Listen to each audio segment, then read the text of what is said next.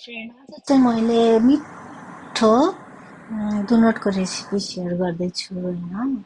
आज भिडियो मैले first time बनाएको भन्नुपर्छ। यस्तोहरू चाहिँ बनाइरहन्थेँ, त्यही पनि भिडियो चाहिँ फर्स्ट टाइम बनाएको बोलेर। अनि यसमा चाहिँ मैले सुरुमा 500 ग्राम जति मैदा लिएको छु। अनि त्यसमा 3 देखि 4 तपाईँको स्वाद अनुसार चिनी हाल्न सक्नुहुन्छ। अनि 1 चम्चा 1 टेबल स्पुन ड्राई इस्ट, अनि 50 ग्राम जति घिउ, अनि आधी कप दुध, अनि पानी आवश्यकता अनुसार होइन।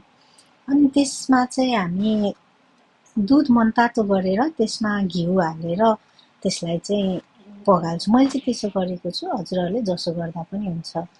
अनि त्यसपछि चाहिँ त्यसमा थोरै पिठो मुसिसकेपछि त्यसमा थोरै तेल हालेर अनि छोपेर हामी 3 देखि 4 घण्टाको लागि राख्छौँ।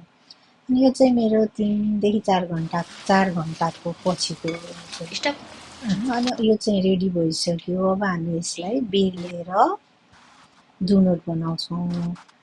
मेरो चाहिँ फ्राई प्यान थिएन, त्यही भएर कराईमा बनाएको, तेल हालेर अनि पकाउँछौँ। पकाउँदाखेरि मिडियम फ्लेयरमा, मिडियम हिटमा, अनि त्यसपछि रातो हुने गरी पकाएपछि मिठो दुनोट तयार भएको छ। हेर्नुहोस् त कस्तो मिठो छ, स्पन्जी मिठो दुनोट। Thank you.